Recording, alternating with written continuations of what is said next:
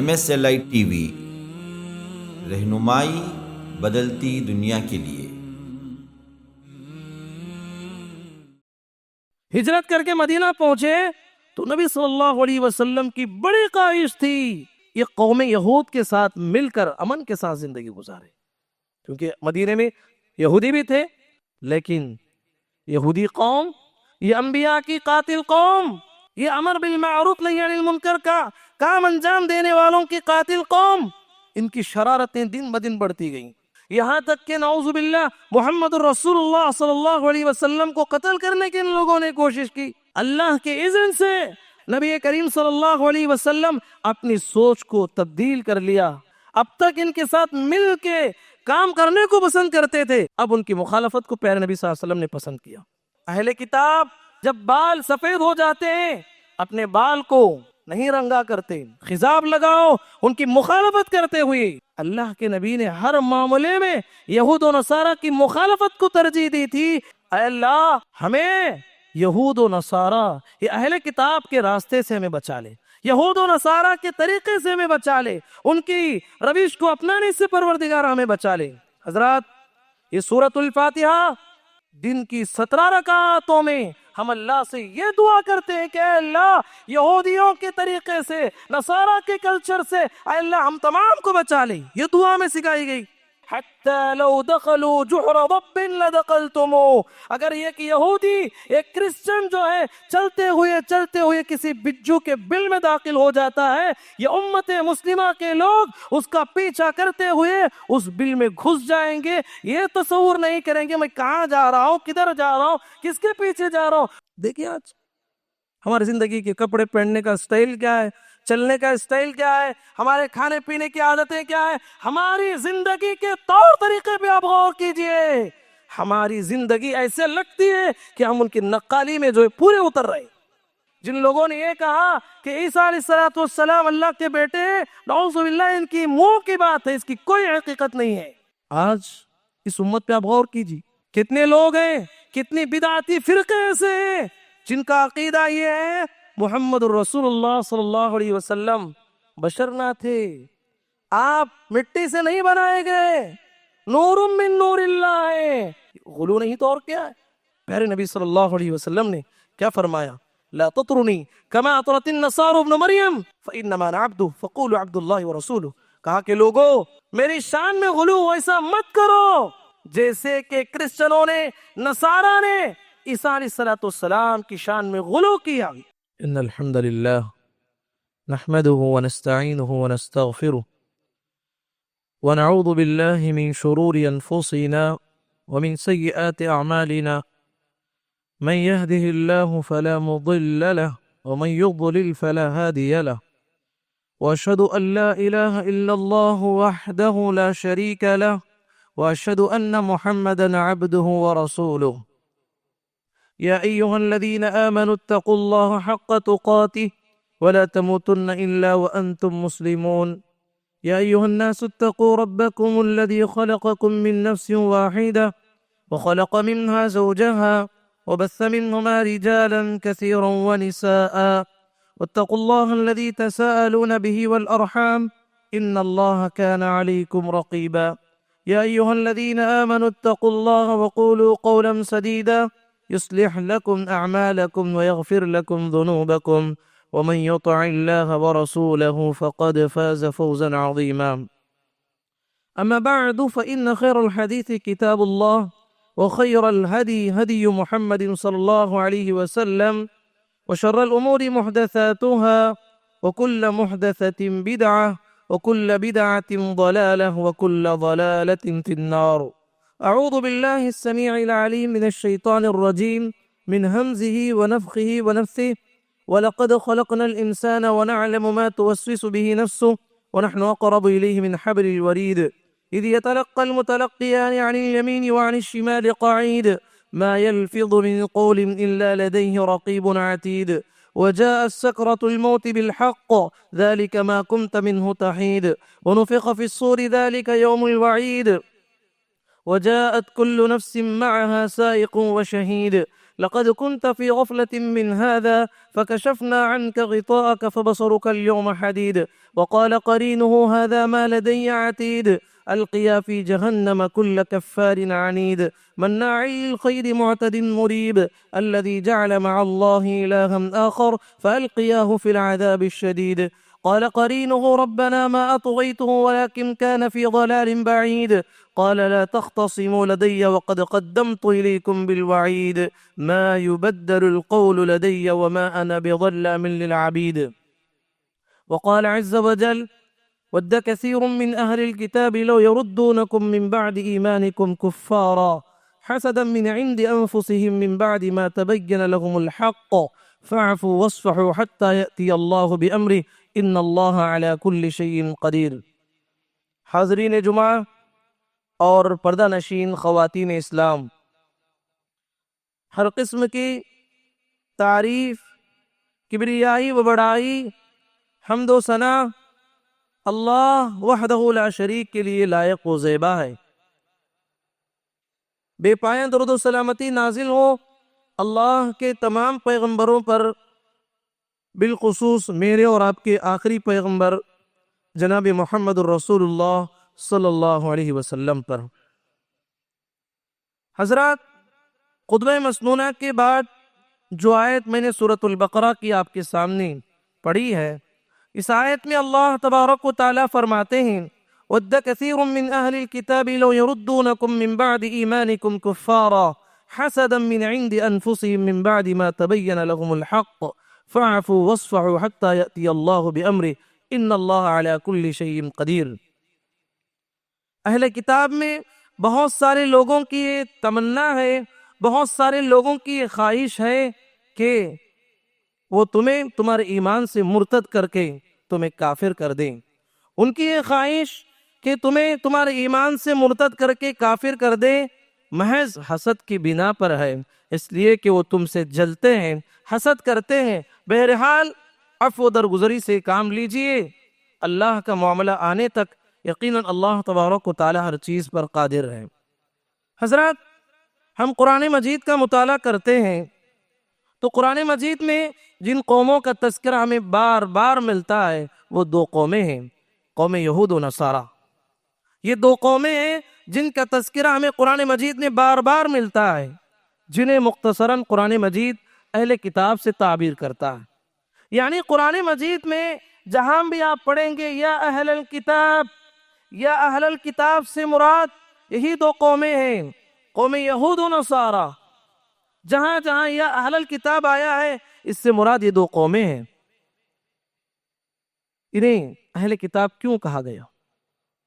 اہل کتاب اس لیے کہا گیا، یہ دو قومیں آسمانی دو کتابوں کے پیروکار تھے۔ یہودی تورات کی شریعت کے پیروکار تھے، نصارہ انجیل کی شریعت کے پیروکار تھے، اس لیے انہیں اہل کتاب کہا گیا۔ اور سب سے بڑی بات یہ تھی، یہ دونوں قومیں اللہ کے دو جلیل القدر پیغمبروں کی طرف اپنی نسبت رکھنے والے تھے۔ تو حضرات، چونکہ یہ دو قومیں آسمانی کتابوں کے پیروکار تھے اور دو بڑے بڑے پیغمبروں کی طرف اپنی نسبت رکھنے والے تھے، اس لحاظ سے امت مسلمہ کا اہل کتاب سے ایک رشتہ بنتا ہے، یہود و نصارہ سے ایک رشتہ بنتا ہے۔ اسی رشتے کی بنیاد پر اللہ تبارک و تعالی نے قرآن مجید میں جب یہ اہل کتاب جانور کو ذبح کرتے ہیں، صحیح معنوں میں اگر ذبح کرتے ہیں تو ان کے ذبیحے کو بھی ہمارے لیے حلال قرار دیا گیا۔ وَطَعَامُ الَّذِينَ أُوتُوا الْكِتَابَ حِلٌّ لَكُمْ، سورہ مائدہ میں اس کی تفصیلات آپ پڑھ سکتے ہیں۔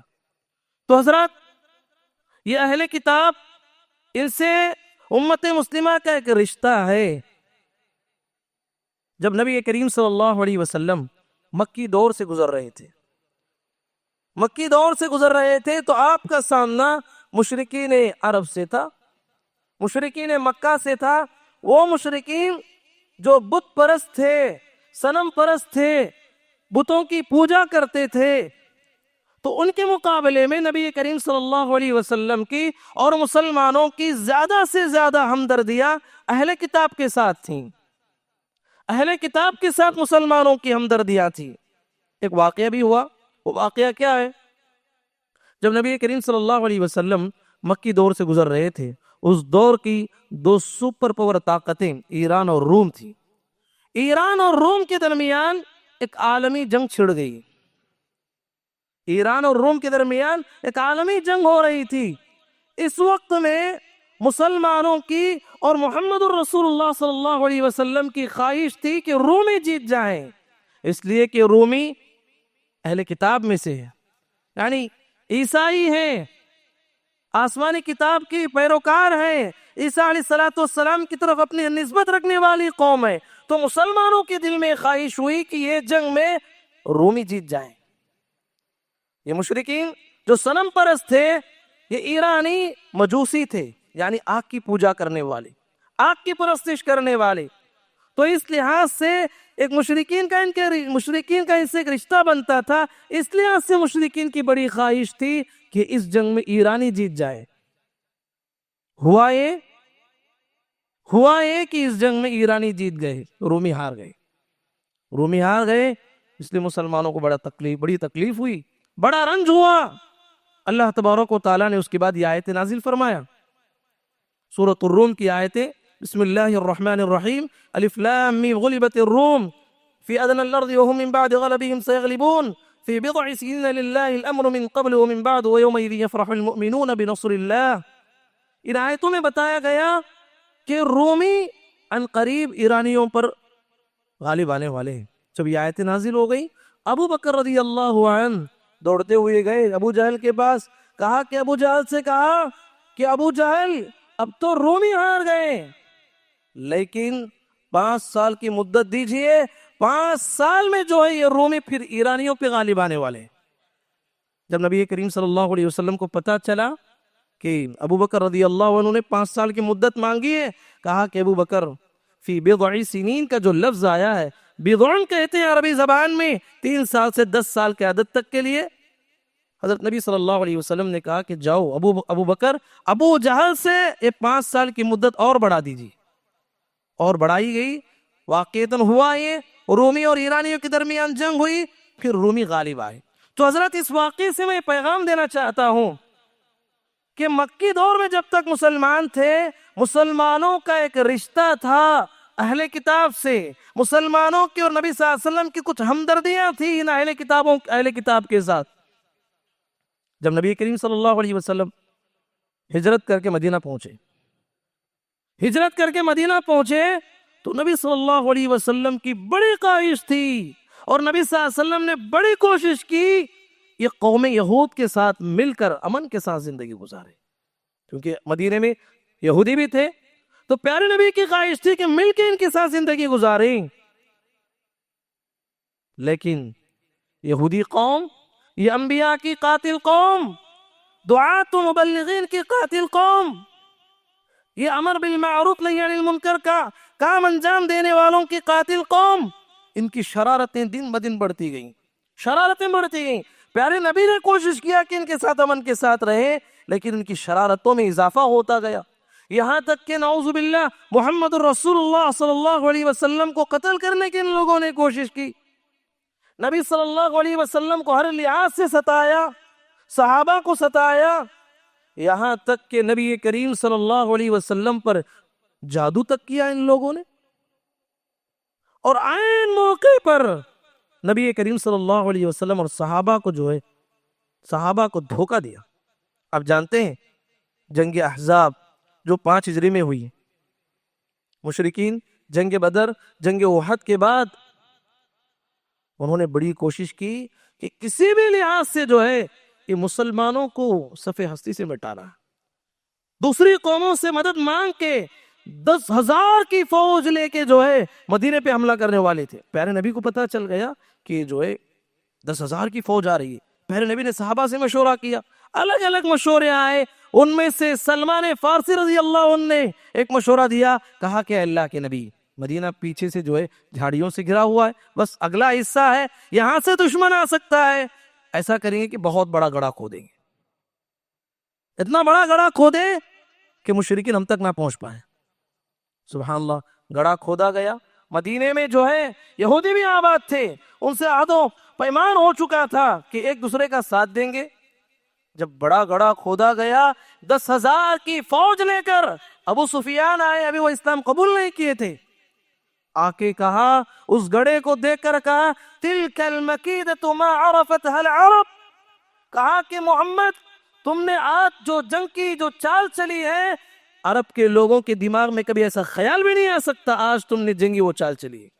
مشرکین صحابہ تک نہیں پہنچ پا رہے تھے، اب پتھراؤ ہونے لگا، وہاں سے یہ پتھر پھینک رہے ہیں، وہاں سے وہ پتھر پھینک رہے ہیں۔ اسی درمیان یہودی جو بنو قریظہ مدینے میں آباد تھے، انہوں نے دھوکہ دے دیا، اور عہد و پیمان ہو چکا تھا مصیبت ہم پہ آئے تو ہم دونوں مل کے جو ہے مقابلہ کریں گے، لیکن جب مسلمانوں پہ مصیبت آئی یہ غدار قوم مسلمانوں کو جو ہے دھوکہ دیا، اندر سے بغاوت کر دی۔ ایسا مومنٹ آیا تھا کہ مسلمان دو چکی کے پارٹ کے درمیان آ گئے، بس پسنا باقی تھا۔ وَلَمَّا رَأَى الْمُؤْمِنُونَ الْأَحْزَابَ قَالُوا هَذَا مَا وَعَدَنَا اللَّهُ وَرَسُولُهُ وَصَدَقَ اللَّهُ وَرَسُولُهُ۔ سورۃ الاحزاب میں تفصیلات آپ پڑھ سکتے ہیں۔ دیکھیے عین موقع پر غدر کرنے والی قوم، پیارے نبی نے ان کے ساتھ مل جل کے رہنے کی کوشش کی، مدینے میں ان لوگوں نے پیارے نبی اور مسلمانوں کو ستانے کی کوشش کی، اور ایک بہت بڑی سازش ان لوگوں نے رچی۔ وہ سازش یہ ہے، یہودیوں نے دیکھا، اہل کتاب کے لوگوں نے دیکھا کہ محمد رسول اللہ صلی اللہ علیہ وسلم جو پیغام لائے ہیں وہ اسلام پھیلتے جا رہا ہے، پھولتے جا رہا ہے، لوگ جوق در جوق اسلام میں داخل ہوتے جا رہے ہیں۔ اب ان کی بڑی جو ہے کوشش رہی کہ کسی بھی طریقے سے اسلام کے بڑھتے قافلے کو روکنا ہے۔ ایک بڑی سازش انہوں نے سوچی، وہ سازش یہ ہے کہ آپس میں ان لوگوں نے کہا کہ دیکھو، عرب کے لوگ اہل کتاب کو ذی علم سمجھتے ہیں، اہل علم سمجھتے ہیں، اہل فضل سمجھتے ہیں، عقل مند سمجھتے ہیں۔ ایسا کرو کہ صبح سویرے محمد پہ ایمان لاؤ، صبح سویرے محمد پہ ایمان لاؤ، اور ایمان لانے کا ڈنڈورا خوب پیٹو، عام کر دو کہ ہم ایمان لائے ہیں، شام ہوتے ہوتے مرتد بن جاؤ، کافر بن کے اپنے دین میں لوٹ جاؤ۔ کیوں اس وجہ سے ان لوگوں نے اس سازش کو رچا تھا، کیونکہ اہل عرب کے لوگ جو سادہ لوگ ہیں اسلام میں آ رہے تھے، وہ دیکھیں گے کہ اہل کتاب عقل مند لوگ ہیں، علم والے لوگ ہیں، سمجھ رکھنے والے لوگ ہیں، اسلام میں تو وہ ہماری طرح داخل ہوئے لیکن 24 گھنٹے بھی باقی نہ رہ سکے، محمد کے اسلام میں 24 گھنٹے بھی باقی نہ رہ سکے، پلٹ گئے۔ مطلب یہ ہے کہ اس اسلام میں کچھ نہ کچھ خامی ہے، کچھ نہ کچھ پرابلم ہے جو ہمیں نہیں معلوم ہے۔ اس طریقے سے، اس سازش سے وہ ایمان لاتے تھے اور شام ہوتے ہوتے مرتد بن جاتے تھے۔ آل عمران میں اللہ تبارک و تعالیٰ نے اس کی طرف اشارہ کرتے ہوئے فرمایا وَقَالَتْ طَائِفَةٌ مِّنْ أَهْلِ الْكِتَابِ آمِنُوا بِالَّذِي أُنزِلَ عَلَى الَّذِينَ آمَنُوا وَجْهَ النَّهَارِ وَاكْفُرُوا آخِرَهُ لَعَلَّهُمْ يَرْجِعُونَ۔ اہل کتاب کے ایک جماعت نے کہا صبح سویرے محمد پہ ایمان لاؤ، شام ہوتے ہوتے مرتد ہو جاؤ، تاکہ لوگ تمہیں دیکھ کے وہ مرتد ہو کے جو ہے اپنے دین کی طرف لوٹ جائیں۔ تو حضرات، جب ان لوگوں کی سازشیں، ان لوگوں کی شرارتیں بڑھنے لگی تو نبی کریم صلی اللہ علیہ وسلم کی سوچ بھی بدلنے لگی۔ اللہ کے اذن سے، اللہ کے حکم سے نبی کریم صلی اللہ علیہ وسلم اپنی سوچ کو تبدیل کر لیا۔ اب تک ان کے ساتھ مل کے کام کرنے کو پسند کرتے تھے، اب پیارے نبی صلی اللہ علیہ وسلم کی سوچ بدل گئی۔ اب ان کی مخالفت کو پیارے نبی صلی اللہ علیہ وسلم نے پسند کیا۔ ان کی مخالفت شروع ہوتی ہے تحویل قبلہ سے۔ جب نبی کریم صلی اللہ علیہ وسلم مکہ چھوڑ کے مدینہ آئے، 16 اور 17 مہینے تک نبی کریم صلی اللہ علیہ وسلم بیت المقدس کی طرف قبلہ کر کے، بیت المقدس کو قبلہ بنا کے نماز پڑھا کرتے تھے، اور پڑھتے تھے جو قبلہ کے اہل کتاب کا بھی تھا۔ نبی کریم صلی اللہ علیہ وسلم کی دلی تمنا تھی کہ خانہ کعبہ کو قبلہ بنایا جائے۔ آپ صلی اللہ علیہ وسلم کی خواہش تھی کہ خانہ کعبہ کو جو ہے قبلہ بنایا جائے۔ آپ کے خواہش کے مطابق اللہ تبارک و تعالیٰ نے بیت المقدس کے قبلے کو منسوخ کر کے خانہ کعبہ کو قبلہ بنایا۔ نبی کریم صلی اللہ علیہ وسلم خانہ کعبہ کی طرف اپنا رخ کر کے نماز پڑھنا شروع کیا، اور حکم دیا قیامت تک آنے والے مسلمانوں کے لیے قیامت تک آنے والے مسلمانوں کے لیے بتایا گیا کہ ان کا قبلہ خانہ کعبہ ہوگا، بیت المقدس کا قبلہ جو ہے وہ منسوخ ہو چکا ہے۔ جب یہ بات ہوئی، یہودیوں کی شرارتیں اور بڑھنے لگی، اور تبصرے کرنے لگے، اور طعنہ دینے لگے۔ تو نبی کریم صلی اللہ علیہ وسلم نے ہر لحاظ سے ان کی مخالفت کرنے کی ہمیں تعلیم دی ہے۔ جب اذان کی بات آئی، آپ جانتے ہیں نماز فرض ہوئی مکے میں، لیکن وہاں جماعت ناممکن تھی۔ جب مدینے میں آئے تو جماعت واجب کر دی گئی، جماعت سے نماز پڑھنے کو واجب قرار دیا گیا۔ لیکن سوال یہ تھا، نماز کے لیے ہم کیسے جمع کریں لوگوں کو؟ صحابہ کو بلایا گیا، صحابہ سے پوچھا، تو بعض صحابہ نے ایک مشورہ دیا کہ اللہ کے نبی جب بھی نماز کا وقت آ جائے تو ہم جھنڈا بلند کریں گے، لوگ جھنڈے کو دیکھ کے سمجھ جائیں گے کہ نماز کا وقت ہوا ہے۔ کسی نے کہا کہ نہیں اے اللہ کے نبی، اے اللہ کے نبی ایسا کریں، سینگ بجائیں جیسے یہودی بجاتے ہیں۔ پیارے نبی نے کہا کہ نہیں، ان کا طریقہ میں نہیں چاہیے، یہودیوں کا طریقہ میں نہیں چاہیے۔ کسی نے کہا اللہ کے نبی ناقوس بجائیں گے، گھنٹا بجائیں گے۔ پیارے نبی نے کہا کہ نہیں، یہ تو نصارہ کا طریقہ ہے، یہودیوں کا طریقہ نصارہ کا طریقہ میں نہیں چاہیے۔ اسی مجلس میں عبداللہ بن زید بن عبد ربہ رضی اللہ عنہ موجود تھے۔ پیارے نبی کی فکر کو دیکھا، تڑپ کو دیکھا، اور اسی فکر کو لے کے گھر پہنچے۔ تھوڑی دیر کے لیے لیٹ گئے، وہ خواب میں دیکھتے ہیں ایک فرشتہ انسانی شکل میں ان کے پاس آیا، اور اس کے پاس گھنٹا موجود تھا، ناقوس تھا۔ عبداللہ بن زید بن عبد ربہ نے خواب میں اس سے پوچھا، اے اللہ کے بندے، کیا وہ ناقوس بیچو گے مجھے؟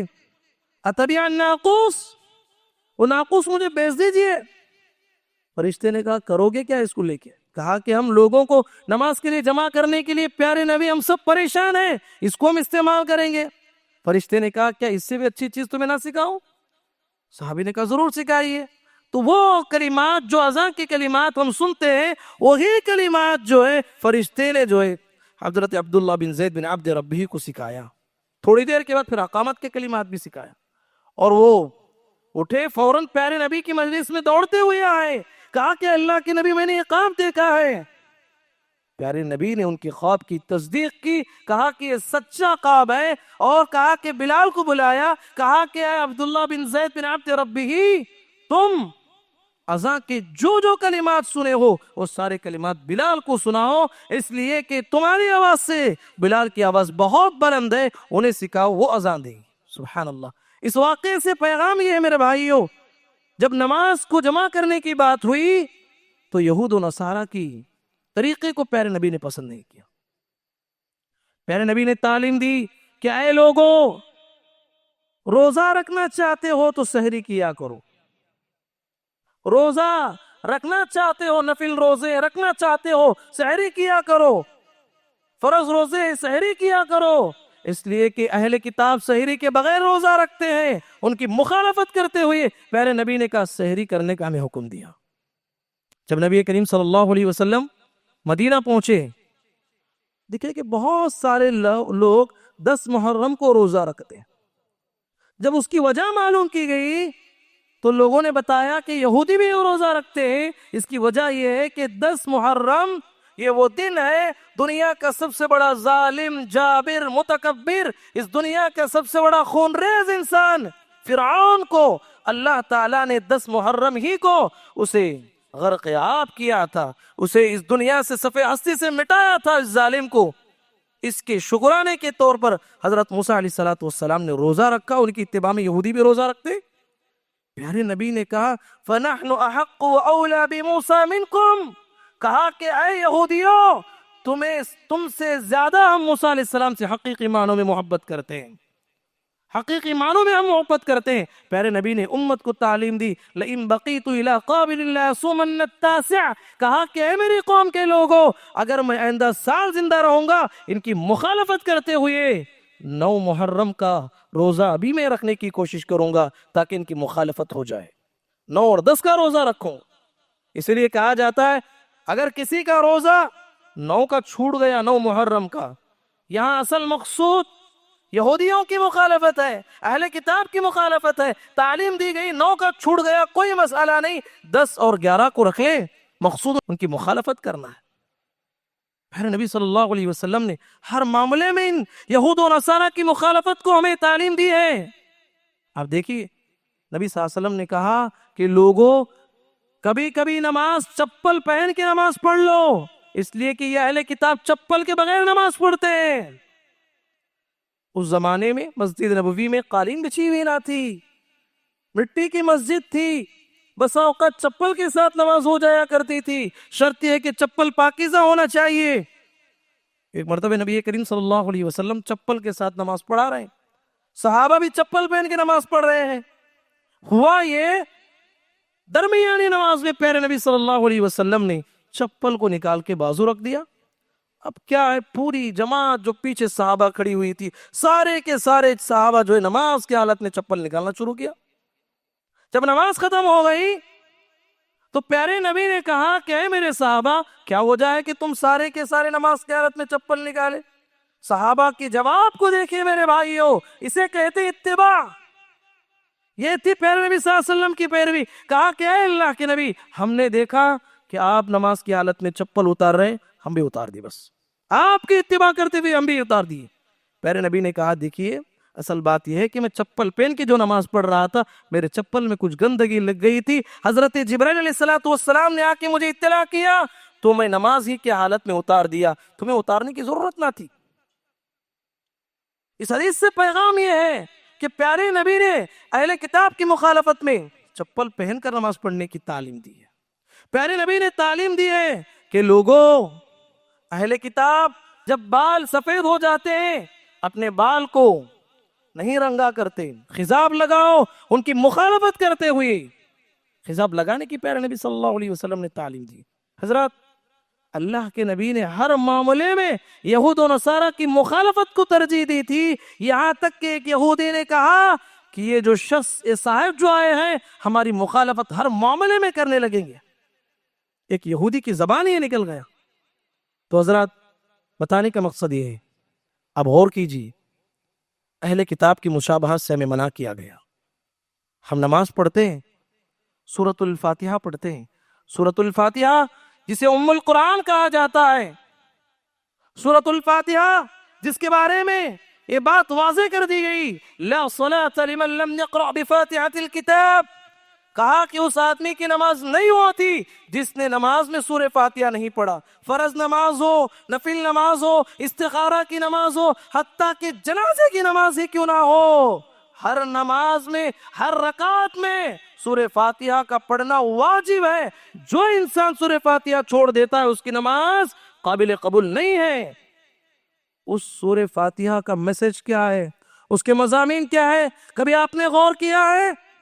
إياك نعبد وإياك نستعين اهدنا الصراط المستقيم صراط الذين أنعمت عليهم غير المغضوب عليهم ولا الضالين۔ آخر میں ہم آمین کہتے ہیں، کیا مطلب ہے؟ اے اللہ، ہم تیری ہی عبادت کرتے ہیں، تجھ ہی سے مدد مانگتے ہیں، اے اللہ ہمیں سیدھا راستہ نصیب فرما، ان لوگوں کا راستہ نصیب فرما جس پہ تو نے انعام کیا ہے، انبیاء ہیں، شہداء ہیں، صدیقین ہیں، صالحین ہیں، ان کا راستہ میں نصیب فرما۔ اے اللہ، ہمیں یہود و نصارہ، یہ اہل کتاب کے راستے سے ہمیں بچا لے، یہود و نصارہ کے طریقے سے ہمیں بچا لے، ان کی روش کو اپنانے سے پروردگار ہمیں بچا لے۔ حضرات، یہ سورۃ الفاتحہ ہم کم از کم جو ہے دن میں جو فرض نماز ہے، 5 وقت نماز، جس کی رکعتوں کو آپ جمع کریں گے 17 رکعت بنتی ہے، دن کی 17 رکعتوں میں ہم اللہ سے یہ دعا کرتے ہیں کہ اے اللہ، یہودیوں کے طریقے سے، نصارہ کے کلچر سے، اے اللہ ہم تمام کو بچا لے، یہ دعا میں سکھائی گئی۔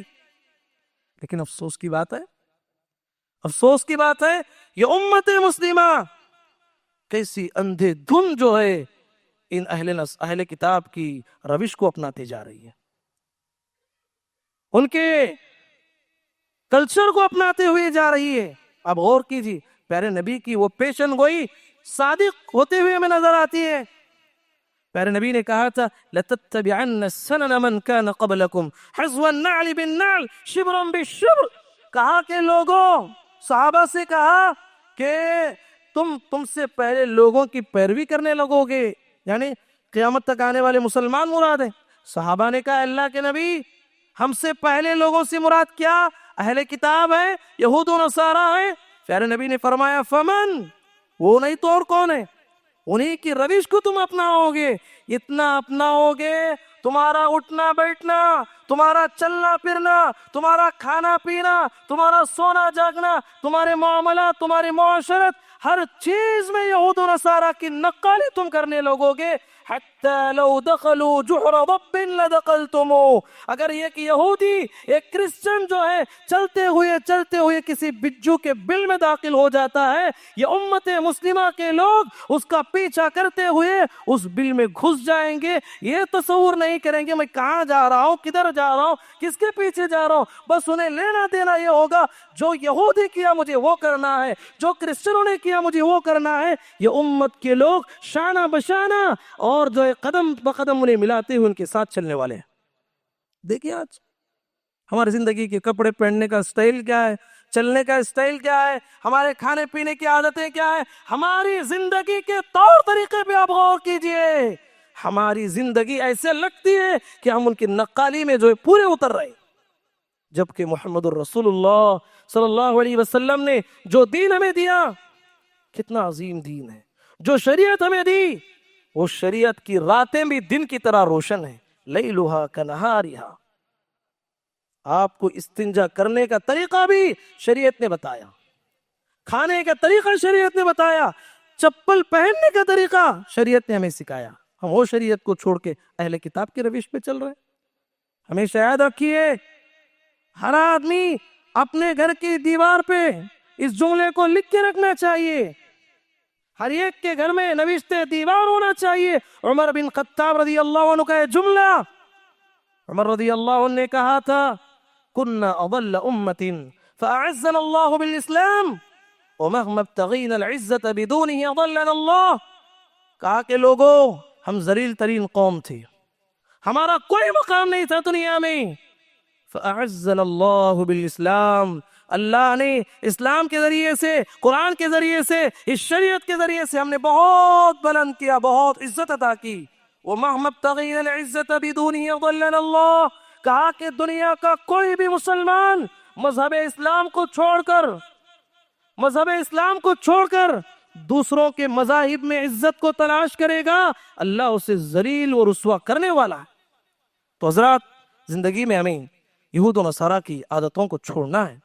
آئیے ہم جانتے ہیں یہ یہود و نصارہ کی کیا کیا گمراہیاں ہیں جس روش پہ امت مسلمہ چل پڑی ہے، اس کو ہم جاننے کی کوشش کریں گے۔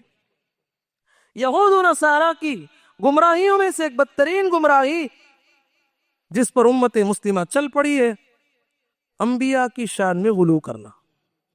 انبیاء کی شان میں غلو کرنا، اہل کتاب کی سب سے بڑی گمراہی یہ تھی، انبیاء کی شان میں انہوں نے غلو کیا۔ حضرت عیسیٰ علیہ السلام کی معجزانہ تخلیق کو بنیاد بنا کر انہیں بشریت کے دائرے سے نکال کر الوہیت کے دائرے میں فائز کیا، انہیں انسانیت کے دائرے سے نکال کر الوہیت کے دائرے میں فائز کیا، اور کہا کہ ابن اللہ نعوذ باللہ، اللہ کے بیٹے۔ وقالت اليہود عزیر ابن اللہ وقالت النصارى المسیح ابن اللہ ذلك قولهم بافواہہم، جن لوگوں نے یہ کہا کہ عیسیٰ علیہ السلام اللہ کے بیٹے ہیں، نعوذ باللہ، ان کی منہ کی بات ہے، اس کی کوئی حقیقت نہیں ہے۔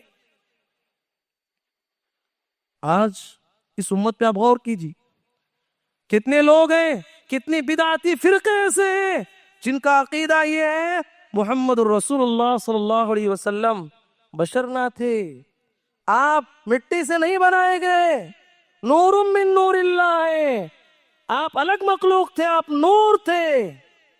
غلو نہیں تو اور کیا ہے؟ ان کے شعر پہ آپ غور کیجئے جس سے ان کے عقائد کا پتہ چلتا ہے، یہ امت مسلمہ انبیاء کے شان میں کتنا غلو کرتی ہے، اس سے پتہ چلتا ہے۔ وہی جو مستوی عرش تھا خدا ہو کر، وہی جو مستوی عرش تھا خدا ہو کر اتر پڑا ہے مدینے میں مصطفیٰ ہو کر، نعوذ باللہ۔ کیسے اشعار ہیں! پیارے نبی صلی اللہ علیہ وسلم نے کیا فرمایا؟ لا تطرنی کما اطرت النصارى ابن مریم فإنما أنا عبده فقولوا عبد الله ورسوله. کہا کہ لوگوں میری شان میں غلو ایسا مت کرو جیسے کہ کرسچنوں نے نصارہ نے عیسیٰ علیہ السلام کی شان میں غلو کیا. ایسا میری شان میں غلو مت کرو. ان کی شان میں غلو کر کے جو ہے انہیں بشریت کے دائرے سے نکالا, الوہیت کے دائرے میں داخل کیا. ہمارے نبی نے امت کو منع کیا. اسی طریقے سے اہل کتاب کی گمراہیوں میں سے ایک بدترین گمراہی جس پر امت مسلمہ چل پڑی ہے وہ یہ ہے قبر پرستی. اہل کتاب کا سب سے بڑا جرم یہ تھا کہ انہوں نے مسجدوں کا رشتہ قبروں سے جوڑا اور قبروں کا رشتہ مسجدوں سے جوڑا. اسی لیے محمد رسول اللہ صلی اللہ علیہ وسلم کی وفات کے وقت آپ کچھ بول رہے تھے. عائشہ رضی اللہ عنہا نے کان لگا کے سنا تو پیارے نبی نے فرمایا لعنت اللہ علی الیہود والنصارى اتخذوا قبور انبیائهم مساجد.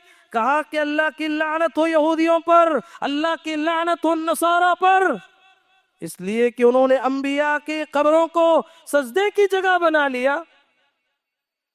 معزز بھائیو اس امت پہ غور کیجئے, یہ امت کیسے جو ہے اہل کتاب کی روش میں چل پڑی ہے, کیسے ان کی نقالی کر رہی ہے.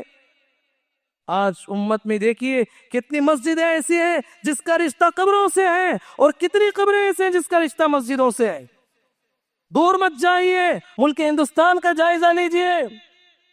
ملک ہندوستان کا آپ جائزہ لیں گے بالیقین ہم کہہ سکتے ہیں آدھی سے زائد مسجدیں ایسی ہیں جو جس میں قبریں موجود ہیں, آدھی سے زائد مسجدیں ایسی ہیں جس میں مزاریں موجود ہیں. معزز بھائیو آپ نے دیکھا اہل کتاب کی کیسے امت نقالی کر رہی ہے. اس لحاظ سے نبی کریم صلی اللہ علیہ وسلم نے آپ صلی اللہ علیہ وسلم نے جو پیشن گوئی فرمائی وہ صادق ہوتے نظر آتی ہے کہ امت مسلمہ یہ یہود و نصارہ کی کلچر کو اپنانے والی ہے. یہود و نصارہ کی گمراہیوں میں سے ایک بدترین گمراہی آدھے دین پہ عمل کرنا, آدھے دین کو چھوڑ دینا. دین کی بعض باتوں پہ عمل کرنا, دین کی بعض باتوں کو چھوڑ دینا. کیا مطلب ہے؟ جو باتیں میری من کو لگتی ہے, میرے خاندان کے موافق ہے, وہ ان باتوں پہ عمل کریں گے. جہاں جہاں میرے نفس کے خلاف کوئی شریعت کی بات آتی ہے, میرے خاندان کے رسم و رواج کے خلاف کوئی بات ہے, وہاں عمل نہیں کرتے. اللہ تبارک و تعالیٰ نے فرمایا افتؤمنون ببعض الكتاب وتکفرون ببعض فما جزاء من يفعل ذلك منكم الا خزي في الحياة الدنيا ويوم القيامة يردون الى اشد العذاب. کتنی بڑی بات بتائی گئی کہ جو لوگ کتاب کی بعض باتوں پہ عمل کرتے ہیں, بعض باتوں کو چھوڑ دیتے ہیں, ان کی سزا یہ ہے اللہ اسی دنیا میں انہیں ذلیل کرنے والا ہے اور آخرت میں تو بہت بڑے عذاب کی طرف ہی لوٹائے جائیں گے. امت مسلمہ میں دیکھیے کتنے لوگ ہیں, کتنے مسلمان ایسے ہیں نماز کی تو پابندی کر لیں گے, روزہ تو رکھ لیں گے, لیکن جب رسم و رواج کی بات آتی ہے, شادی بیاہ کی بات آتی ہے, کہتے ہیں یہ تو جو ہمارے باپ دادا سے چلے ہوئے رسومات ہیں اس کو ہم چھوڑ نہیں سکتے. نماز پڑھوں گا, روزہ رکھوں گا, لیکن شریعت نے شادی کو جو سادہ بنایا ہے اس پہ عمل نہیں ہے. سودی لین دین کی بات آتی ہے, رشوت کی بات آتی ہے, میں سب دین پہ عمل کروں گا, صدقہ کروں گا, لوگوں جو بھی نماز عبادت سب کچھ کر لوں گا, لیکن یہ سود کا جو معاملہ ہے, یہ جو اس میں بہت بڑا فائدہ ہے, اسے ہم چھوڑ نہیں سکتے. کتنے مسلمان ہیں جائزہ لیجئے جن کی زندگی سود میں ڈوبی ہوئی ہے, وہ زندگی اس کا ایک لقمہ بھی تمہاری زندگی کی ساری عبادتوں کو ضائع کرنے والا ہے. ایسی کتنی باتیں ہیں, شریعت کی بعض باتوں پہ ہم عمل کرتے ہیں, بعض باتوں کو چھوڑ دیتے ہیں. ان کی سزا یہ ہے کہ اللہ دنیا میں ذلیل کرے گا اور آخرت میں بدترین عذاب کی طرف لوٹانے والا ہے. یہ روش کس کی تھی؟ اہل کتاب کی تھی. اہل کتاب کے بارے میں اللہ نے قرآن مجید میں ذکر کیا امت مسلمہ کو تنبیہ کرنے کے لیے. وہ جرم جو اہل کتاب نے کیا ہے تمہیں کبھی نہیں کرنا ہے. اہل کتاب کی یہود و نصارہ کی گمراہیوں میں سے ایک بدترین گمراہی خود فریبی, نفس کے غرور میں مبتلا ہونا. صبح سے شام تک ظلم کرتے ہیں, صبح سے شام تک گناہ میں ڈوبے ہوئے ہیں, صبح سے شام تک جو ہے گناہ پہ گناہ کرتے جا رہے ہیں. بدعات و خرافات اور شرک میں مبتلا ہے، اور نفس کا غرور یہ کہتا ہے وقالت اليہود والنصارى نحن ابناء اللہ واحباؤہ، یہود اور نصارہ نے کہا کہ ہم اللہ کے بیٹے ہیں، اس کے لاڑلے ہیں، ہم کیا گناہ کریں تمہیں کچھ نہیں ہونے والا ہے۔ اور یہودیوں نے کہا لن تمسنا النار الا ایاما معدودہ، کہا کہ ہم جہنم میں جائیں گے ہی نہیں، ہاں جائیں گے تو بھی 40 دن جائیں گے، اس لیے کہ جو ہم 40 دن بچڑے کی پوجا کیے تھے۔ یہ نفس کا غرور، گناہوں میں مبتلا ہے، گناہوں میں ڈوبے ہوئے ہیں، پھر جو ہے نفس کے غرور کے ساتھ بات کرتے ہیں۔ آپ دیکھیں امت مسلمہ میں کتنے لوگ ہیں، شرابی ہے، بے نمازی ہے، سود میں ڈوبا ہوا ہے، گناہوں پہ گناہ کر رہا ہے، قبر پرست ہے، گناہوں میں ڈوبنے کے باوجود کہتے ہیں اللہ بہت بڑا غفور الرحیم ہے، معاف کرنے والا، اللہ بہت بڑا غفور الرحیم ہے۔ یہ غرور نفس ہے میرے بھائیوں، آج یہ امت مسلمہ کیسے ان کی نقالی کر رہی ہے۔ انہیں یہ بھی معلوم ہونا چاہیے ان بطش ربک لشدید، اللہ کی پکڑ جب آتی ہے جو وہ پکڑتا ہے کائنات میں کوئی نہیں پکڑ سکتا، یہ ڈر بھی ہونا چاہیے۔ یہ غرور نفس ہے جو آج اہل کتاب کی روش پہ چل کے امت مسلمہ کے لوگ اس کے پیچھے دوڑ رہے ہیں۔ حضرات باتیں بہت ہیں، ہمیں سمجھنے کی ضرورت ہے۔ یہ اہل کتاب یہود و نصارہ جن کے درمیان ہم رہ کے زندگی گزارتے ہیں، اپنے ایمان کی حفاظت کیجیے، اپنی شریعت کو سمجھنے کی کوشش کیجیے، محمد الرسول اللہ صلی اللہ علیہ وسلم نے جو پیغام دیا اسے سمجھنے کی کوشش کیجیے۔ پیارے نبی نے زندگی میں ہمیشہ ان کی مخالفت کو چاہا، آج ہم ان کی موافقت کو چاہتے ہیں۔ کتنے اسکولوں میں پڑھنے والے طلباء ہیں، کتنے کاروباری تعلقات رکھنے والے لوگ ہیں، جب بھی ان کی عید کا موقع آتا ہے ان کے ساتھ مل جاتے ہیں، اپنے بچوں کو بھی شریک کراتے ہیں۔ کلکم راع وکلکم مسئول عن رعیتہ، پیارے نبی نے کہا ہر انسان ذمہ دار ہے، ہر انسان اس کی ذمہ داری کے بارے میں آخرت میں پوچھا جائے گا۔ باپ ہیں آپ کی اولاد کے سلسلے میں ایک ایک چیز آخرت میں پوچھی جائے گی۔ آپ بھائی ہیں، آپ کے بہنوں کے اور بھائیوں کے ذمہ دار آپ ہیں، آپ ذمہ دار ہیں، ذمہ داری سے بچوں کی پرورش کرنی چاہیے، ان کی ایمان و عقیدے کی حفاظت کی ذمہ داری آپ کی ہے۔ آپ جانتے ہیں معزز بھائیوں، آگے 3-4 دن سے ایک مناسبت ہمارے سامنے آنے والی ہے۔ وہ مناسبت کیا ہے؟ ہم ایک سال سے دوسرے سال میں منتقل ہونے جا رہے ہیں، یعنی 2024 سے 2025 میں منتقل ہونے جا رہے ہیں۔ دنیا کی غافل ترین قومیں جس کا آخرت سے کوئی لینا دینا نہیں، جن کے دلوں میں اللہ کا کوئی خوف نہیں، آخرت کے حساب و کتاب کا کوئی تصور نہیں، ایسی غافل قومیں ایک نئے سال میں داخل ہوتی ہے، خوشیاں مناتی ہیں، عیش کرتی ہیں، عیاشیاں کرتی ہیں، گناہوں میں ڈوب جاتی ہیں، اللہ کو ناراض کرتی ہیں۔ اقترب للناس حسابهم وهم في غفلة معرضون، لوگوں کے حساب کا وقت قریب سے قریب تر آ رہا ہے، بات یہ ہے کہ لوگ غفلت میں ڈوبے ہوئے جا رہے ہیں۔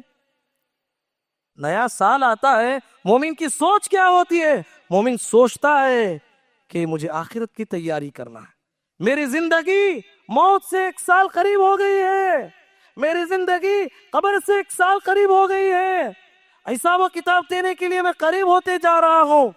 یہ تصور لے کے وہ ڈرتا ہے، سہمتا ہے، کانپتا ہے، اس کی عبادتیں جو گزشتہ سال چھوٹ گئیں اس کی توبہ کرتا ہے، جو کچھ بندوں کے حقوق اس سے چھوٹے تھے، اللہ کے حقوق چھوٹے تھے، وہ شیڈول بناتا ہے، پورے سال میں پھر سے یہ تمام غلطیوں کو نہیں دہراؤں گا اور نیک سے نیک بنوں گا۔ یہ مومن کی سوچ ہوتی ہے۔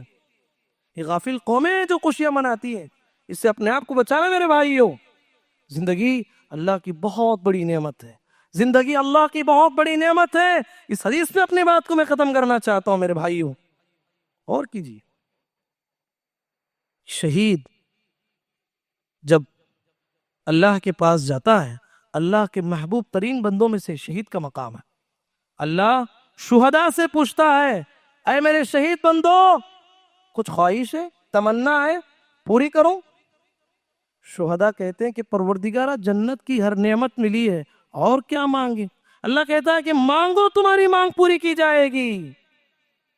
شہداء کہتے ہیں کہ پروردگارہ ایک تمنا ہے، ایک آرزو ہے، وہ یہ ہے کہ ہم پھر سے دنیا میں جانا چاہتے ہیں.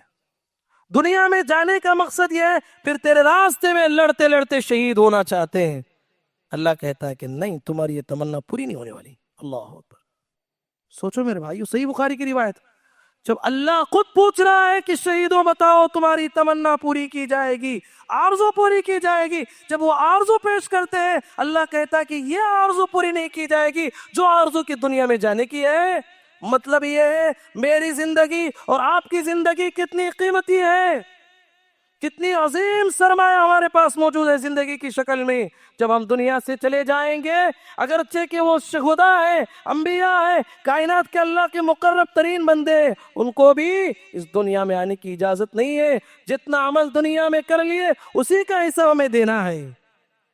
تو سوچو میرے بھائیو، کتنی عظیم زندگی ہے جو ہماری گزر رہی ہے، اس کے ایک ایک لمحے کا حساب ہمیں دینا ہے. اور اس دنیا سے جانے کے بعد صدیاں صدیاں وہاں رہنا ہے جہاں موت کو بھی موت دی جائے گی. ہمیشہ والی ابدی زندگی ہے. اس زندگی کی تیاری اسی دنیا میں کرنا ہے، اس زندگی کی تیاری اسی دنیا میں کرنا ہے. تو سوچ لیجئے، اللہ نے جو زندگی دی ہے اس کی حفاظت کیجئے، مکمل دین میں داخل ہو جائیے. یا ایھا الذین آمنوا ادخلوا فی السلم کافہ، اللہ نے کہا کہ اے ایمان والو مکمل اسلام میں داخل ہو جاؤ، آدھے نہیں، مکمل طریقے سے داخل ہو جاؤ. یہ اللہ کا پیغام ہے. دعا ہے کہ اللہ تعالیٰ کہنے والے اور سننے والوں کو پروردگارہ ہمیں اسلامی تعلیمات کے مطابق زندگی گزارنے کی توفیق نصیب فرما. پروردگارہ یہود و نصارہ کی عادتوں کو اپنانے سے ہم تمام کو بچا لے. اے اللہ ہمیں جو کوئی پریشان حال ہے، مجبور ہے، اے اللہ ہمارے پریشانیوں کو دور فرما. اللہم آمین. بارک اللہ لنا ولکم فی القرآن المجید ونفعنا وإیاکم بما فیہ من الآیات والذکر الحکیم. انہ تعالی جواد کلم ملک بر رحیم ورب حلیم.